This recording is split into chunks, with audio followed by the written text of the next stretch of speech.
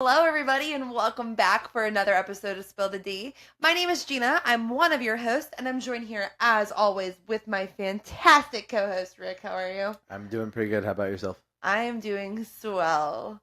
I'm interested in this episode. How are you feeling about this one? I'm excited about it. You brought the idea up to me, and my brain immediately started going.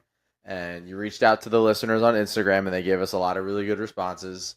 And I'm excited to go through them all. Yes, so today's episode, we are talking about things that are like completely normal occurrences at Walt Disney World or Disneyland, Disney parks in general, that are not technically normal in the real world. That if you saw someone doing it or if you were doing it, you'd be like, wait a minute, this is a little bit weird. Yeah, this isn't normal.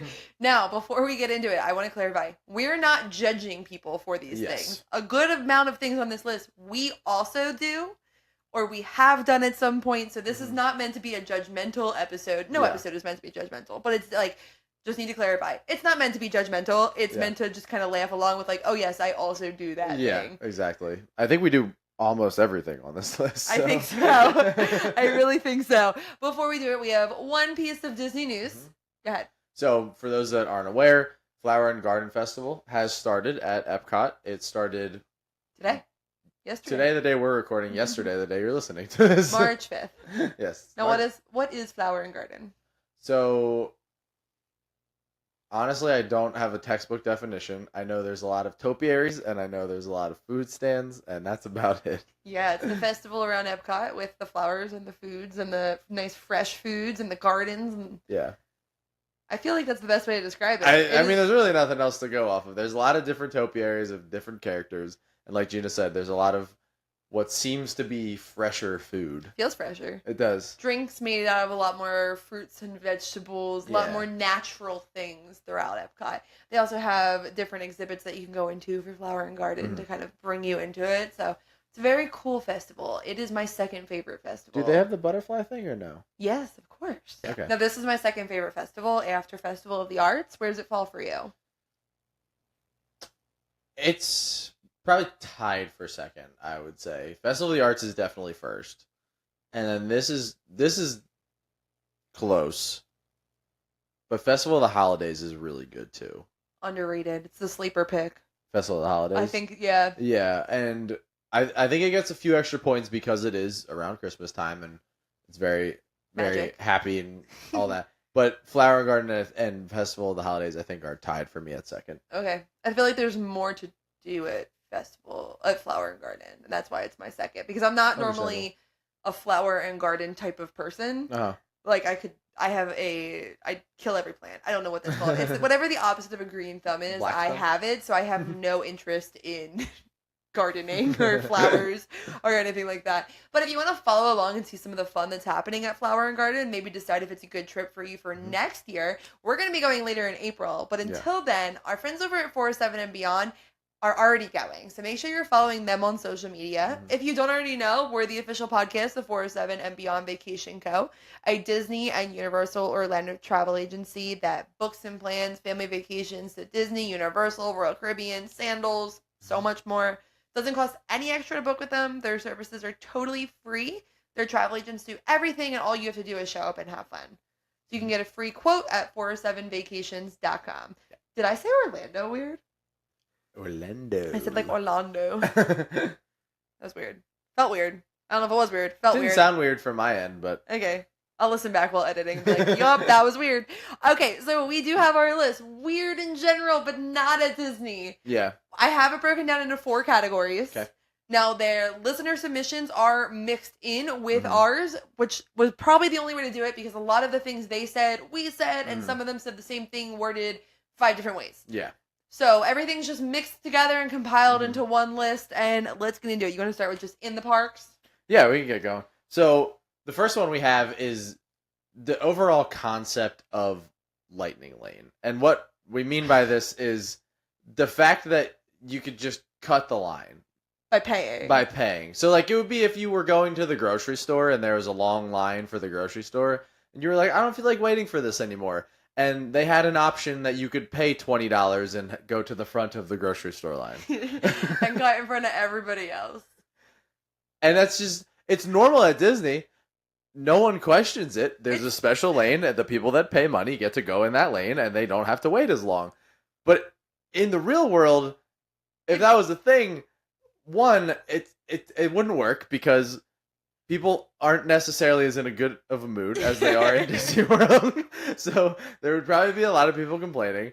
And I mean, that's the big one. I feel like people would just be complaining because no one was going to want to pay for it. Like, people just wouldn't shop there anymore. Yeah. Like, imagine if you went to Walmart and they were like, sorry, this line is for Walmart Plus members only. You have to have paid the subscription to cut the line. Yeah. Which, who knows? Maybe that's coming because they're all of these grocery stores do have like the memberships that people will pay to have. So maybe a cut the line feature is coming. But to me, it's like, if I was standing in line and someone got to cut me because they paid for a subscription, I just want to go back to that store. But I go back to Disney again and again and again. So this is just a crazy concept when you think about it in a real world situation.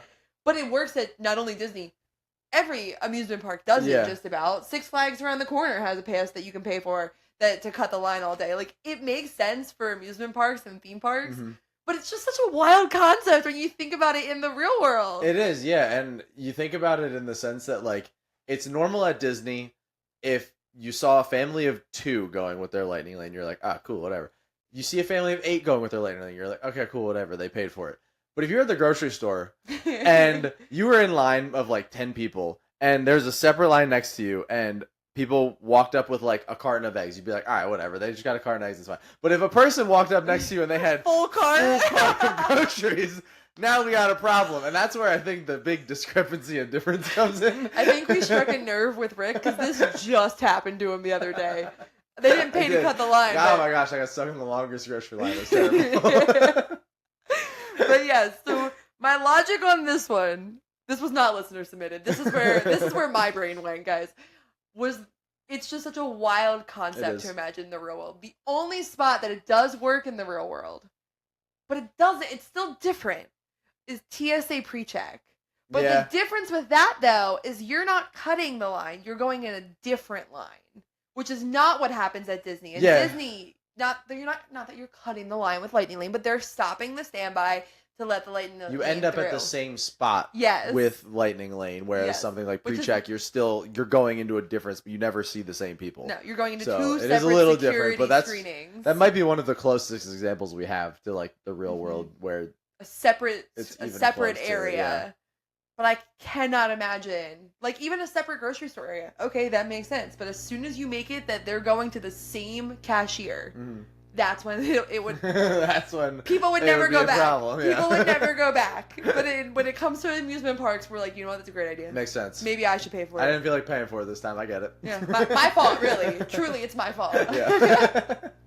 Just so, it's such an outlandish way to think, and I know if I post this clip on TikTok, I'm gonna get attacked for even coming up with this concept that it's crazy. People are gonna be like, no, you're an idiot. But this is where my brain went. I'm standing by it. You want to know where my brain went? What? A thing that people do in Disney that's really abnormal in the real world. Just leaving strollers. Just the fact that there's specific places that people will place their strollers with valuables, diaper bags, whatever they want to leave in there. They'll just leave there. Their kid. Go ride a ride. Don't leave your kid. That's a joke. Don't leave your kid. And just expect it to be there when they get back. Just all the trust in the world. Like, you go anywhere outside of Disney World and you leave anything valuable to you out in the open for as long, like, you could be leaving your stroller for an hour and a half waiting for a ride line. You do that in any city, you leave just a bag sitting there for an hour and a half, it's not going to be there when you get back. It's either getting taken or someone's calling the cops. It's not going to be there when you get back. But there's just this level of trust that people have in Disney when it comes to strollers. And I get you have to. Like, I get that it's required that you don't have your stroller in line. But it's just wild to me that the things that people will leave in their strollers with the full trust. And this is not to say that there isn't people getting their stuff stolen in Disney. There is. It does happen. Yeah. But it is few and far between, thank goodness. Yeah.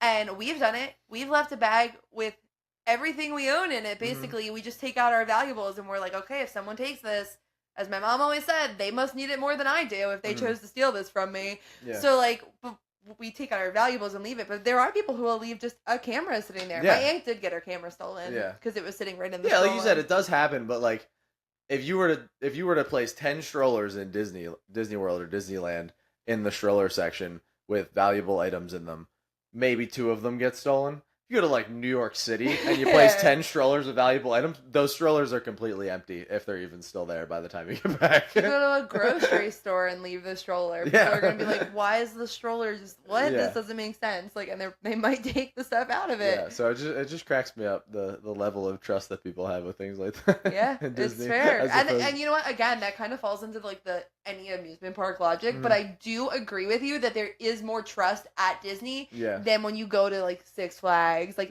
even we're not far from Sesame Place. We go to Sesame Place and there's less trust there than there is at Disney. There's still trust. I feel like it goes like Disney, Sesame, then Six Flags. Yeah, for sure. But like you can definitely tell the difference depending on where you're at.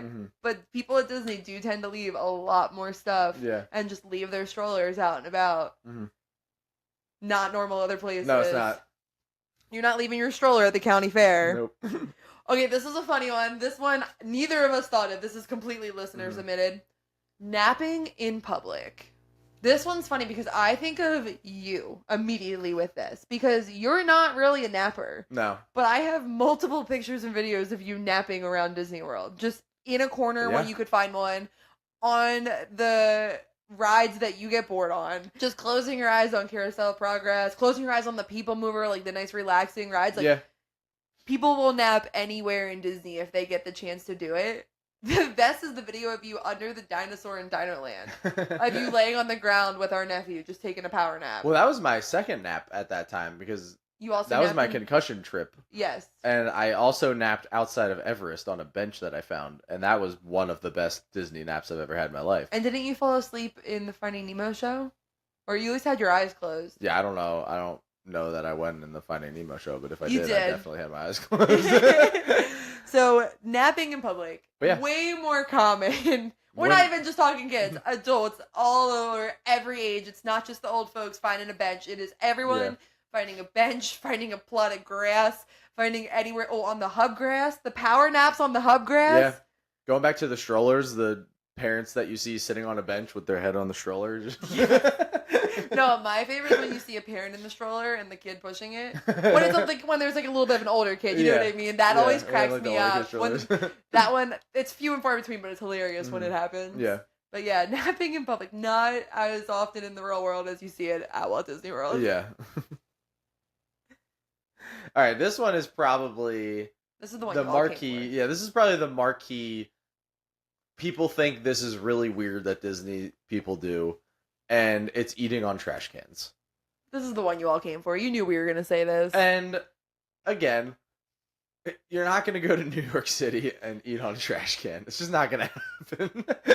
But in Disney, it doesn't matter, and it probably helps that there's everywhere you turn, there's a janitorial staff member walking around, doing cleaning, taking the trash out, doing all that stuff. Makes you feel a little better about it. But even if you don't, people just are still going to do it. It also helps that all the trash cans have tops on them. That's not really normal other places either. Yeah. For all of them to be the side ones, where you put the trash through the side, not through the top. That does make a very big difference. It does make a difference. But it's just so funny. When people see it the first time and they're like, these people are standing huddled over a trash can. Oh, it's the best when someone sees it for the first time. I had that on our last trip, actually. When I was in the park before you got in there, because you had the migraine. Yeah. I went and I got my cinnamon bun and I ate it on a trash can. And a family next to me made a comment about how I was eating on a trash can.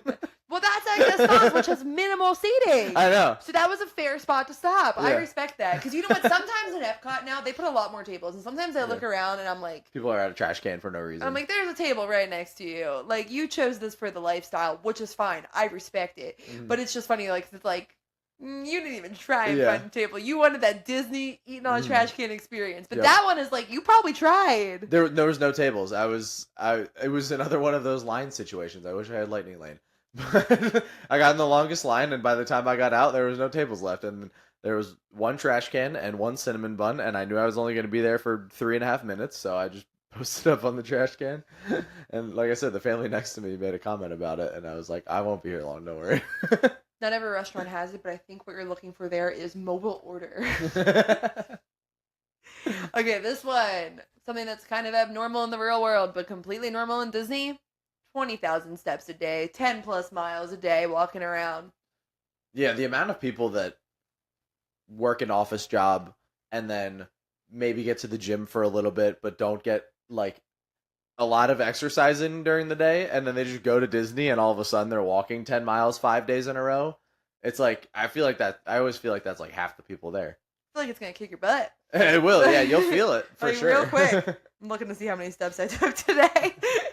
But I think they said the average American does not get 10,000 steps a day. I think it's closer to like 6. Well, yeah, when you get like a Fitbit or an Apple Watch or something, and it does like the fitness rings and everything, and gives you your goals. I think the standard is 10,000 because that's like where they want. That's like where you should be, at least to be a little bit more active.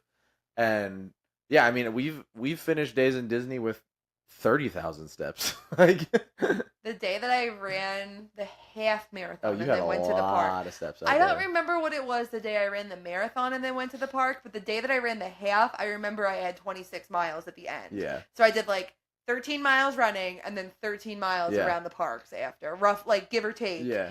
And that was crazy. But that tells you like you're probably doing like 10 to 13 miles just walking around. So when we tell you prepare for Disney. Go on walks around your neighborhood. Get your shoes ready because it is not a normal day, especially not a normal day every day of the week. Yeah. Exactly. It's when you're doing it, not a normal thing every day of the week. Mm-hmm. It's when you're doing that every single day. Like, that's not normal. Even if someone's a runner, like, they're not hitting that every day. Yeah, I mean, I'm at work outside all day moving around, and I don't even think I hit that every day. I'm walking on treadmills, but I usually hit it. But I make that my goal to hit it. Not 20,000, 10,000. Yeah. Not hitting 20 every day. Okay. This one's you. I don't agree with this one. One of the ones that came to mind for me for this one was taking photos with random walls. And you brought up a good point. People will take photos with random walls outside of Disney. Murals. But I think it's the large following of people that get obsessed with these walls that really does it. I don't know if you can say this. While you are sitting in front of the purple wall, just like the one in Magic Kingdom. But you didn't stop me. Because this is your office. All I'm saying is, yes, there's some famous Disney walls. I can name 5 off the top of my head right now. But there's also famous walls in other places around the world. There are. There's the big wings in Nashville. There's the I love you so much in, I was just there. Houston. Houston? Is that where I was? Somewhere in Texas. Austin. Thank you. Austin, Texas. Like, there are famous walls places that people go out of their way to find. Yeah. So I don't agree with this one. Maybe like 10 years ago I might have agreed with you when like the whole thing with like find the purple wall became big and like everyone was just looking for the wall and Disney like hardcore capitalized. Yeah. Then I might have been like, yeah, like they love walls. That's weird. But like there's walls everywhere now. People love a good mural. People love the photo in front of the wall. I guess. I don't know. I think it's still a little bit different in Disney. I mean, the fact that people like go home and paint it on their own wall and like buy lounge flies with it on it, like that you could argue is a little strange. And like but not that strange because your wife did it, so you can't say it. The other part about it too is like if you're going to Nashville with the wings or like whatever you're going to, whatever mural you're going to, that's like a piece of art. Like there's a painting of a person maybe or like animals or whatever. This is just shapes. Okay. Watch yourself. This took me hours. I know it did. But like it's not just shapes, there's actually stars in it. If you look, there's more to it than you think. See it? No. There's like stars. I mean, we can't show the people right now because they can't turn the camera. But this is a star. I think it's a bit of a stretch. It's not a stretch. There's stars all over it if you actually look at it. And if you look at the one in Disney, there's also stars because that was what I based it off of. And there are stars all over that. Also, the I love you so much wall in Austin is literally just like red graffiti. It's nothing fancy. Like sometimes there's just walls. Like people just like the colors. Okay. I'm arguing. Maybe I just don't get it. You just don't appreciate a good wall. Give some respect to the wall. I did see someone taking a picture in front of a wall the other week, and it was just a random brick wall, and I remember looking at them and being like, why are you taking a picture in front of that wall? Might have been to show what they were wearing, or people use plain brick walls to edit and put stuff behind it. Oh. See, I guess I just don't get it. You don't get it. I guess I just don't get You're not hip like me. what's hip and happening. One day. Okay. The next is just the concept of characters. So Fair. I didn't even get explaining yet. So this was sent in by a few different people. Some of them I hardcore agree with, some of them I don't. But I also have one person clarified what I was trying to say and couldn't say it. Okay. So the way that they worded it was a one-way conversation.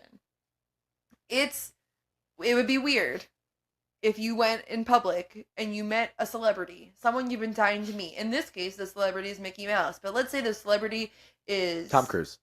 My mind was going to say Tom Hanks, but we'll go Tom Cruise. Let's say you meet Tom Cruise in public. Imagine you are so excited to meet him. You go up, you're talking to him, and he's just smiling and nodding at you. Maybe some hand gestures Maybe thrown some in hand there. gestures. He's making a heart with his hands to make sure you know that he loves you. You give him a hug, and he makes the kissy sound with his mouth, but he doesn't actually, like, say anything. And then, like, you ask a question, and his person who's walking with him, like maybe his security, they respond, and you just are like, yeah, cool. This is exactly what Tom wants me to say. Yeah, so that's something that would be really weird in the real world. But like when you take Tom Cruise out and put Mickey Mouse in, like, no, that makes perfect sense. Yeah, it makes perfect sense. Everything we just said is completely accurate. You should be excited to see him, and he means it when his cast member tells you that he loves you. Yeah. And that heart meant everything to you. Yeah. And you can get a lightning lane to meet him. You can't anymore. Oh, you can't?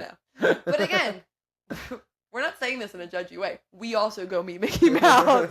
We also go have that one-way conversation with Tigger and Pooh because they're saving their voices for the parade. Yeah. I get it.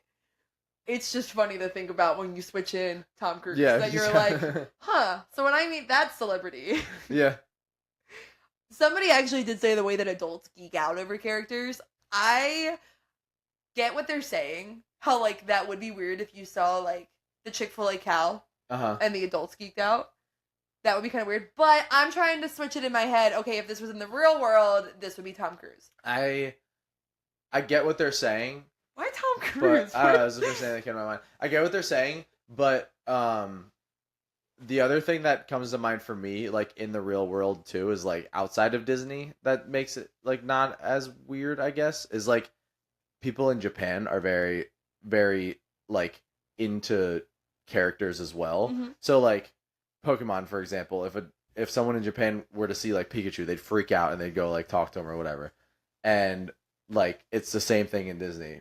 But, like, that's a real world experience, like, that you can compare it to. Okay. I'm trying to think if I agree with your logic. I mean, Because it's real world, right? It is real world, yeah. It's not our real world, though. No. But everybody that's listening also is in our real world. That's true. We all have different real worlds. That's accurate. That's true. Because, like, I'm trying to think of what you're saying. Like, okay, what if I saw, like, Mickey Mouse in Times Square? Yeah. You'd probably still run up to him and be like, oh my god. And... I would not. Those Mickey Mouse is creepy. Does not look like Mickey Mouse. Yeah, I don't know. We'll stop there. We'll stop there on that one because I don't know how to respond. Okay. I'll let the listeners respond. Let us know what you think about that logic. I'm gonna agree with your logic. It depends on what you're into. Yeah. But I think that comes back to the, like, I'm gonna say that adults geeking out isn't that weird. But, like, it would be kind of. It's not. I don't know. I don't think adults geeking out is, like, that weird. In Disney. Now, what about the real world? Well, that's where my example came from. Yeah. Like, Okay. I don't think it's that weird. Like, I think people have this preconceived notion that Disney adults are all weird, and that's where this is coming from. Which we're not. But I think that's where this is coming from. It's like the Disney adults are weird thing, and I was just pointing out, like, other people are also weird for certain things. You know what logic I'm going to use? Yeah, let's hear it. I'm going to compare this to meeting an athlete. Okay. Like, I think that athletes inspire kids. Mm-hmm. I truly do, and I will immediately not like you as an athlete if I think you're a bad inspiration for kids. Yeah.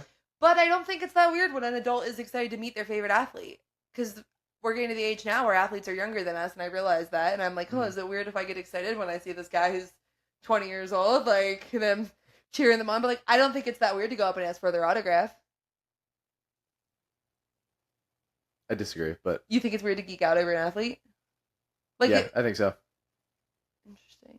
I've definitely changed over the years with that opinion. Because they're younger than you now. Probably, but like I used to not think it was super weird, but as I get older, I'm like, it's kind of weird because like they're just a normal person who's good at a sport. I don't think it's weird to be excited to meet them. I think it's weird to put them on a pedestal. Yeah. And I think that those are two different things. Okay. I don't put Mickey Mouse on a pedestal, but I could be excited to meet him. Yeah, that makes sense. Just like I don't put Bryce Harper. I don't put him on a pedestal. But if I met Bryce Harper, I'd be like, wow, this is really cool. You're a great athlete. Yeah. But like, there's that line. Yeah. It's a fine line. It is a fine line. It's pretty easy to cross it. All right, let's talk about food around Disney. This one was sent in by a few people, one of which is sitting right next to me. I mean, we've referenced it on the podcast multiple times before. We talk about it all the time in real life, especially with how expensive eggs are now. It's like it's like Disney has tainted our image of what a reasonable price to pay for anything is. You go to Disney and you pay $12 for a Miller Lite. I could not stop laughing. When I gave this idea to Rick with this episode, the first thing he said to me was paying $12 for a beer. I posted on Instagram. One of the first things someone submits is paying $12 for a beer. Yeah. Same price. We were in New York City and I paid $6 for a beer. It was happy hour. Okay, it was happy hour. I still paid $6 for a beer. I go to Disney, I paid $12 for a not as good beer.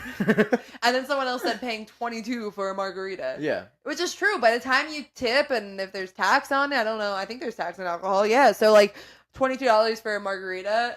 Insane. Am I going to pay it? Yeah, I want a margarita while I walk around Disney Springs. But that's crazy. I would not pay that in the real world.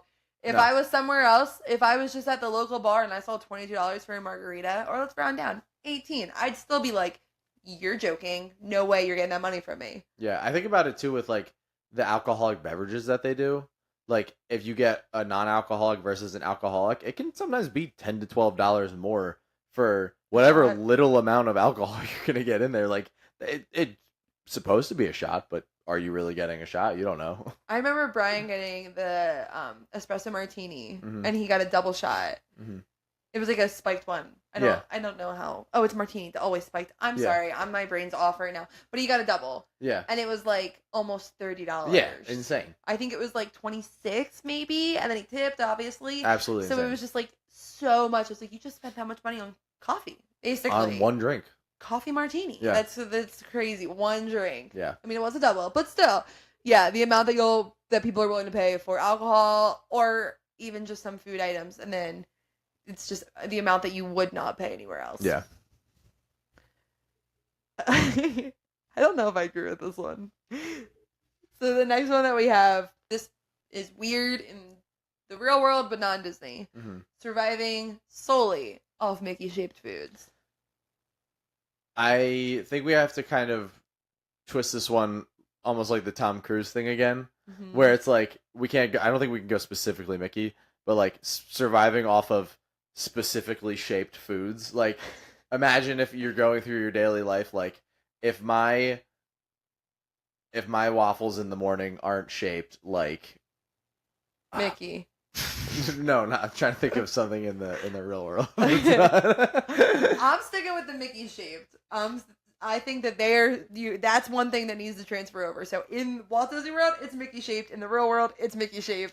Okay, that's fair. Is it weird if every food that you got was shaped like Mickey, or you preferred it? You said it tastes better if it's shaped like Mickey, and everything you ate was shaped like Okay, well, that's an unfair point because everything does taste better when it's shaped like Mickey. That's true. But it would be weird to go around your daily life and like if you were out at a restaurant and you got a burger and you were like, can you cut it to look like Mickey, please? Can you please use the stamp to burn a Mickey onto the bun? It would be a really weird question to ask. So. All right, next one. All right, I didn't know what to categorize this next category. That was all we had for food, actually, believe it or not. But the food in Disney is pretty normal. Yeah. The closest thing that I could probably think of that's weird there, but normal here, no. normal there but weird here is the amount that I will eat. Yeah, while the at amount Disney. of food that people But eat again, while they're there. 20,000 steps a day. So I just categorize this as life. Here are things that happen at Disney on an everyday life basis that wouldn't really happen in the real world or wouldn't feel normal. Yeah. Our number one answer sent in by the listeners: mouse ears. Yeah, it would be weird for people to just be walking around in mouse ears. Definitely not something people do on the norm. Yeah. Somebody clarified, and it was actually my favorite answer that was submitted. And they said, wearing mouse ears to your nice dinner. Yeah. Because we've all done it. You have a nicer restaurant, or maybe you're just going out to eat, so you put on your dress, and then you throw on the mouse ears. Yeah. Because it does complete the outfit. And while you're in Disney, it's completely normal. I have plenty of pictures of me in like a nice sundress and mouse ears. Yeah. Because it does look completely normal while you're there. It does, yeah. But that would look so weird if I showed up to the nice restaurant around here on Valentine's Day and I was wearing my pink mouse ears because it's Valentine's Day. Like, people would look at me like I was insane. Mm-hmm. But it's normal there. It's normal there. Not normal in the real world, but completely normal at Walt Disney World or Disneyland. All right, the next one we have also would be really funny to see. I mean, you see it with like school trips and stuff, but matching outfits. So when you see people with the family trip shirts, or like people that have outfits that like go together for every single day of their vacation. Yeah. Can you imagine if every single day of your life you got up and you dressed just like your significant other and your children? Yeah. We would never survive. No, we the wouldn't. matching t-shirts, matching outfits, all of it. It's not sustainable.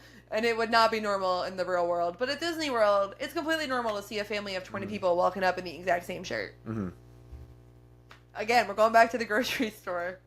What would you do? Kind of weird if you walked into a grocery store and there's a family of 20 all walking around in yellow all shirts. in neon yellow, so that none of them get lost. I'd be like, oh, you guys going on a trip? Like, that would immediately be your reaction. I would immediately pay for the lightning lane at the grocery store if I saw that.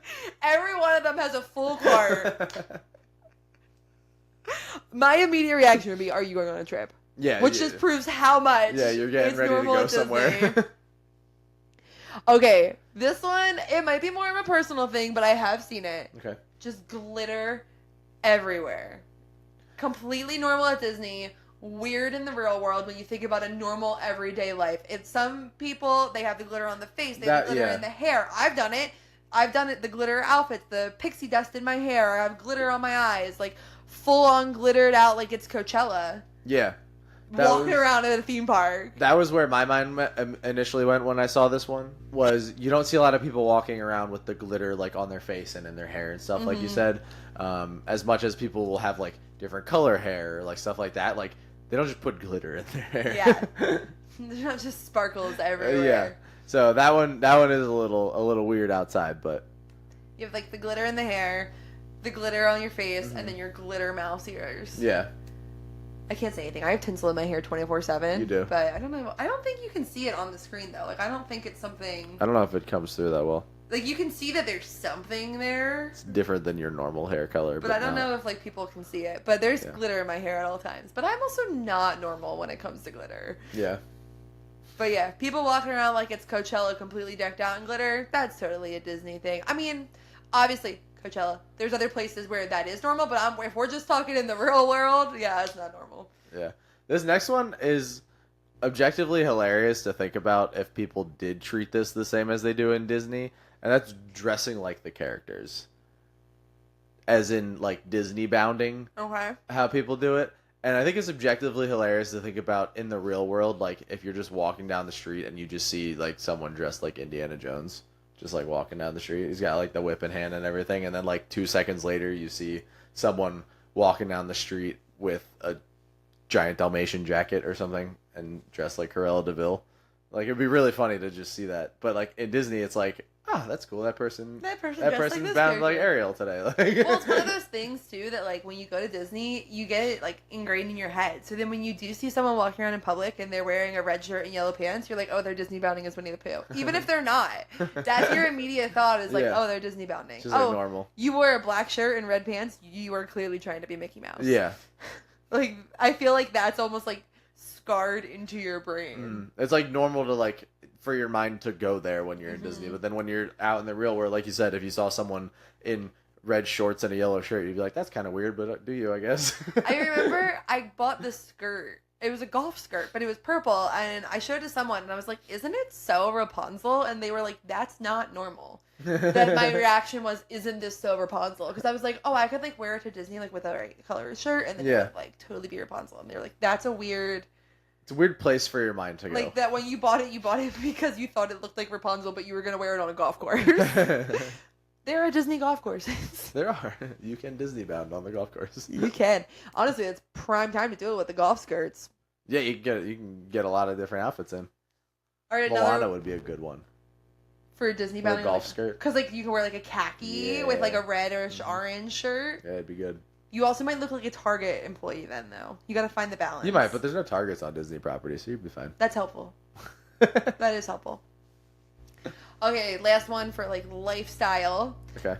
Waking up at the butt crack of dawn is completely normal while you're at Disney. That would not happen anywhere else on vacation. Yeah. Most places, I'm sorry, that would not happen on vacation. Yeah, you go to like an all-inclusive, you're probably sleeping till 8, 9 o'clock. You go on a cruise, you're probably sleeping a little bit later. But Disney, that park's open at 7. Animal Kingdom is open at 7:30 that morning. You're getting up at 6 and you're getting ready to go. I can say this is not my norm. I am not a morning person. At Disney, I'm a morning person. Yeah, it's more like waking up earlier than you wake up for work. I feel like is where it gets to that line, because like most days I'm not waking up earlier than I wake up for work, but I'm also going to bed a lot later than I normally do, so it doesn't feel as weird. But like I imagine for you it feels weird, like you usually wake up a little before 8 o'clock so you can get ready for work, whereas you wake up at Disney and it's 6 o'clock, which you only really see if you're waking up to my alarm. Or for a flight. Yeah. Get up early for flights, for rope drops, and for runs. That is it. Anything else, please do not wake me up. Yeah. Yeah, no, I agree though. But I think, this is definitely something that is completely normal for a Disney vacation. Yeah. Not normal for most vacations. No. Not normal for most things in the real world. Yeah. If we're not counting work. Yeah. Okay, and our last category, resorts. Yeah, we got 2 things for this one. First is over-the-top theming. You can go to resorts and other hotels, and they'll have like a light theming. You'll be able to see, they'll have like pictures up, they'll have like a color scheme, all that stuff. But not many hotels that you go to, except for the Cartoon Network Hotel in Lancaster, Pennsylvania, will have a hardcore theming like the Polynesian does, like All-Star Sports does. Like, nothing's gonna have that. Like, the closest you'll get probably is something like the Grand Floridian or like the Riviera, where it's like a lot more subtle. But even like if you look at the details of those hotels, there's still more theming than there is at like a normal Marriott. I agree. I do agree. Also, there are places you can go where you can get the hardcore theming of like a deluxe resort, but there's not many places in the world where you get that in-your-face theming that you get at like a value resort. Maybe like the Hard Rock. Even that I don't think is as in-your-face as the value resorts are. Yeah. There's not many places in the world that the theming like that, and that is completely normal, if not desired, when you're going to Walt Disney World. Yeah, people will stay at like a deluxe resort and be upset because there wasn't as many characters as they thought. Like they were expecting to see more. So yeah, I'm gonna agree with this one. This over the top theming, it's something. Yeah, it is. I love it personally, but I think most people that go to Disney do. But you're right. There's not many places in the world that they like build a hotel and really lean into the theming that hard to where they're I almost said cast members, where their employees are dressed to the extent that Disney dresses their cast members, like in the full outfits and everything. Yeah, no, I think that this was a good one. Yeah. That was a good answer. The last one we have, and this one is completely debatable, as we've learned from people arguing with me on TikTok about the price of deluxe resorts. You guys can't tell I don't like posting on TikTok. Everyone's so mean on there. People are so nice on Instagram. I say this like for every like 10 nice comments. There's like one mean one, but like the mean ones are just so The mean ones are the ones that stick out. They are. They're the ones I remember. Where was I going with that? Oh, the price of resorts. There are not many places in the world where people are willing to spend $600, $800, $1,000 a night on a resort and strictly get just the resort, not their food and tickets included. Yeah. There aren't many places in the world, but at Disney, it's totally normal, and people expect that, and they're willing to pay that. Obviously, there are cheaper ones. That's not what we're saying here. We're not here to have a debate about the different prices and the different options. We've done other episodes about that to help you with that. Yeah. We're talking about the amount some people will pay for a deluxe resort. It's not normal other places. No. We've done it. It's not normal. Nope. It's normal at Disney. People go in and they're like, oh my gosh, Polynesian, I got a steal. It was only $500 a night. Can you believe that? Can you imagine that somewhere else? If you were like, oh, I got the Marriott for a steal. It's only $500. I got parking lot view at Marriott, $500. That's it. And there are hotels in the world that are over $1,000 a night. 100%. We're not saying that there's not. We're just saying that it's a lot more normalized on Disney property. And people are a lot more willing to pay that price. Like people who normally would not spend that much to be in a resort. Yeah, like normal hotels, you expect to be able to find a lower price, but Disney hotels, you expect that it's going to be expensive even if it is a lower price. And then you get excited when it's less. Yeah. When they put out that deal, you're like, yes, this is the way to do this. That's our list. That's what we have for you guys. If we didn't say one you think of, send it to us. You can find us on social media to send it over at Spility Podcast on Instagram, Spility Pod on TikTok. Send it your way. You can actually comment right now, too. You can comment if you're listening on Spotify. Or if you're watching us live, not live, but if you're seeing our faces on the 407 and Beyond YouTube channel, you can comment on there as well of things that you think are completely normal at Walt Disney World, but kind of weird in the real world. Yeah. But that's all we have for you guys for this week. So until next time, we will see you at the castle.